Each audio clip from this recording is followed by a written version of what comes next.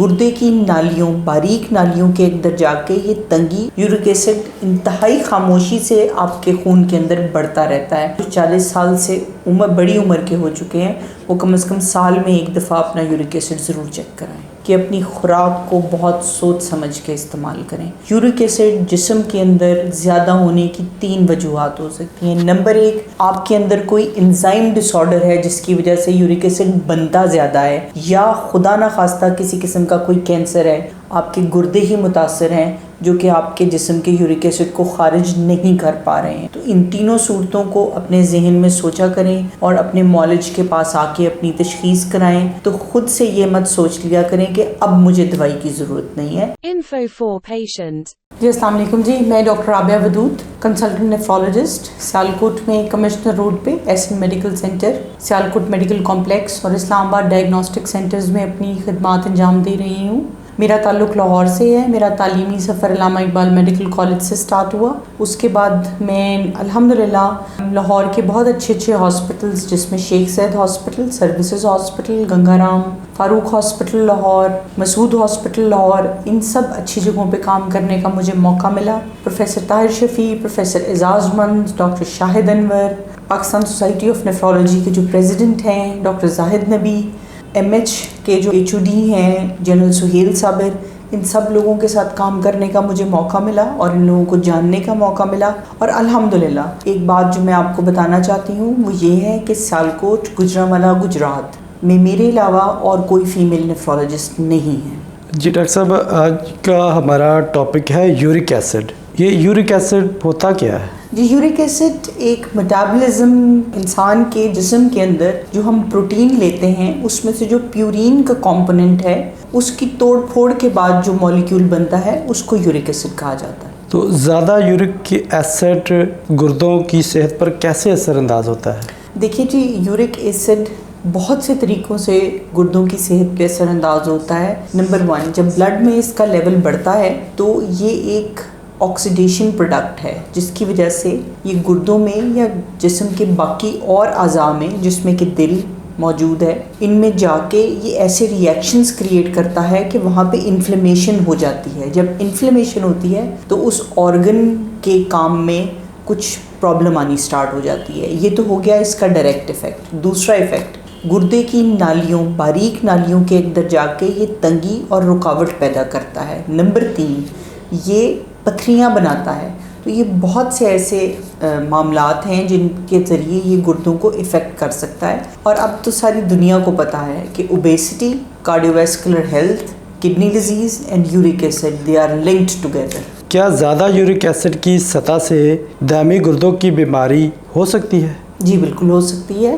آپ کو بتایا کہ یورک ایسڈ ڈائریکٹلی پتھریوں کی شکل میں اور گردے کو بلاک کرنے کی شکل میں یہ گردوں کو فیل کرنے تک بھی جا سکتا ہے.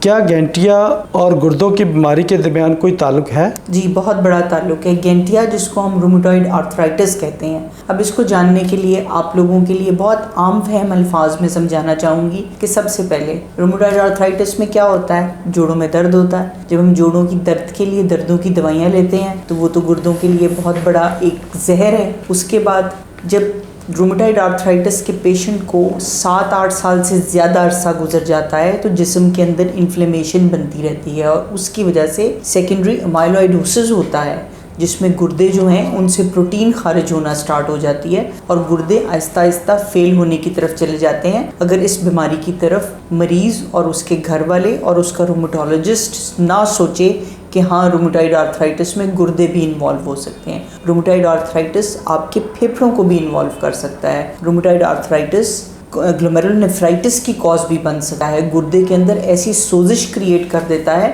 جس سے گردے کا کام متاثر ہو جاتا ہے. ڈاکٹر صاحب ایک بڑا ہی اہم کوشچن ہے، جن پیشنٹ کو ایڈوائز کی جاتی ہے میڈیسن بلڈ پریشر کی، ڈائبٹیز کی یا یورک ایسڈ کی، تو کیا یہ میڈیسن گردوں پہ افیکٹ کرتی ہے؟ دیکھیں، تحقیق کے ساتھ ساتھ، ریسرچ کے ساتھ ساتھ سائنٹسٹ جو ہیں وہ اب آہستہ آہستہ ایسی ادویات بنانا شروع ہو گئے ہیں جس میں کہ گردوں کے اوپر کم سے کم اثر ہو. انہی ادویات کو FDA اپروو کرتا ہے اور ہم وہی ادویات گردے کے مریضوں کے لیے لکھتے ہیں. جس کی کہ ایک بہت بڑی اگزامپل آپ کے سامنے ہے کہ پہلے زائلورک کی گولی استعمال کی جاتی تھی جس میں ایلوپرینول ہوتا تھا. اب زیادہ تر گو یوریک یا زیورک اس قسم کی گولی یورک ایسڈ کے لیے استعمال ہوتی ہے جس کے اندر فیبوکساسٹیٹ سالٹ ہے. تو جس طرح ریسرچ ہوگی ہم انسان گردے کی صحت کے لیے بہتر سے بہتر ادویات بنانے کے قابل ہو جائیں گے. کیا گردوں کے مسائل سے زیادہ یورک ایسڈ کا خطرہ بڑھ سکتا ہے؟ جی بالکل، کیونکہ اس کی وجہ یہ ہے کہ 70 سے 80% تک یورک ایسڈ کا اخراج گردوں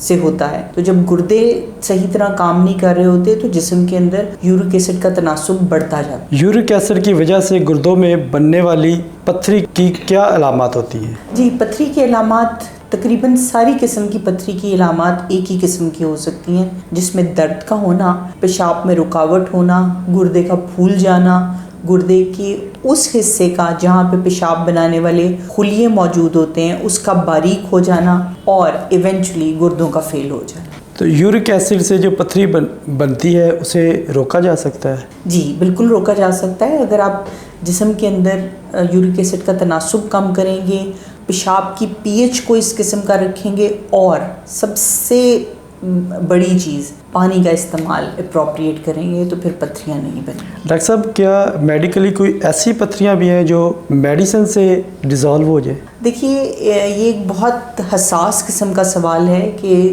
دوائی سے پتھری ڈیزالو ہوتی ہے کہ نہیں. اس کے لیے میں آپ کو یہ کہنا چاہوں گی کہ سب سے پہلے پتھری کی لوکیشن، اس کا سائز اور اس کی کنسسٹنسی، یہ بہت امپورٹنٹ فیکٹرز ہیں جو یہ بتاتے ہیں کہ پتھری دوائی سے ڈیزالو ہوگی یا نہیں. کیا یورک ایسڈ کو کنٹرول کرتے ہوئے گردوں کی صحت کی حفاظت کے لیے طرز زندگی میں کوئی تبدیلیاں کی جا سکتی ہیں؟ جی بالکل کی جا سکتی ہیں. پارٹ آف پاکستان سے میں ہوں اور میرے ساتھ ایک اور ایریا ہے جس کو گوجرانوالا کہتے ہیں، مشہور ہے. تو آپ سے کہنا چاہوں گی کہ بیٹھ کے کڑھائیاں کھانے کی ضرورت نہیں ہے.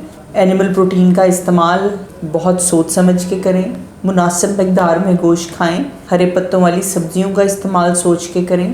اگر آپ کو پتھری ہو جائے تو اس پتھری کو کوشش کریں کہ جب وہ آپ کے جسم سے خارج ہوتی ہے تو اس کو پکڑ سکیں، اس کا پراپر انالیسس کرائیں اور پھر اپنے نیفرولوجسٹ یا یورولوجسٹ سے تشخیص کرائیں کہ وہ آپ کو اپنی زندگی میں کیا کیا چیزوں کی چینجز لانے کی ضرورت ہے. ڈاکٹر صاحب اس کے علاوہ ایکسرسائز یا کوئی اور چیز بھی یورک ایسڈ کو کنٹرول کرنے میں مددگار آپ کا ویٹ، جب آپ کا ویٹ کنٹرول ہوگا، اوبیسٹی نہیں ہوگی، میٹابولک سنڈروم نہیں ہوگا، یورک ایسڈ نہیں بڑھے گا، بلڈ پریشر نہیں بڑھے گا، ڈائبٹیز نہیں ہوگی، تو آپ باقی ساری مشکلوں سے بھی بچے رہیں. تو ڈاکٹر صاحب یورک ایسڈ بڑھنے کی علامات کیا ہو سکتی؟ Uric acid is not necessary کہ یہ ہمیشہ پین کے ساتھ یا آرتھرائٹس کے ساتھ پریزنٹ کرے، جس کو کہ ہم کوئی بھی ایک جوڑ سوج جاتا ہے، اسپیشلی آپ کے پاؤں کا جو انگوٹھا ہوتا ہے اس کے نچلے والا جوڑ سوج جاتا ہے. ضروری نہیں ہے کہ یورک ایسڈ ایسے ہی پریزنٹ کرے. یورک ایسڈ انتہائی خاموشی سے آپ کے خون کے اندر بڑھتا رہتا ہے. تو اس کے لیے ضروری ہے کہ وہ تمام افراد جو 40 سال سے بڑی عمر کے ہو چکے ہیں وہ کم از کم سال میں ایک دفعہ اپنا یورک ایسڈ ضرور چیک کرائیں. کیا ایسی دوائیں ہیں جو یورک ایسڈ کو کم کرتے ہوئے گردوں کی صحت کی حفاظت میں مددگار ثابت ہو سکتی ہیں؟ جی بالکل. فیبوکساسٹیٹ سالٹ جو ہے، ریسپیوریک جو سالٹ ہے، یہ سب گردوں کی صحت کو بچاتی ہیں. یورک ایسڈ کے مریضوں کے لیے آپ کا پیغام کیا ہے؟ یورک ایسڈ کے مریضوں کے لیے میرا پیغام سب سے انتہائی نمبر 1 پہ میں یہ کہنا چاہوں گی کہ اپنی خوراک کو بہت سوچ سمجھ کے استعمال کریں. یورک ایسڈ جسم کے اندر زیادہ ہونے کی 3 وجوہات ہو سکتی ہیں. نمبر 1، یا تو آپ لے زیادہ رہے ہیں. نمبر 2، آپ کے اندر کوئی انزائم ڈس آرڈر ہے جس کی وجہ سے یورک ایسڈ بنتا زیادہ ہے، یا خدا نخواستہ کسی قسم کا کوئی کینسر ہے جس میں لیوکیمیاز اور لمفوماز سر فہرست ہیں. اور نمبر 3، آپ کے گردے ہی متاثر ہیں جو کہ آپ کے جسم کے یورک ایسڈ کو خارج نہیں کر پا رہے ہیں. تو ان تینوں صورتوں کو اپنے ذہن میں سوچا کریں اور اپنے معالج کے پاس آ کے اپنی تشخیص کرائیں. اور پلیز یورک ایسڈ کی دوائی جب آپ کو شروع کی جاتی ہے تو خود سے یہ مت سوچ لیا کریں کہ اب مجھے دوائی کی ضرورت نہیں ہے. ڈاکٹر کی ہدایت کے مطابق کام کریں. Thank you very much doctor صاحب. Thank you very much ji. So nice of you.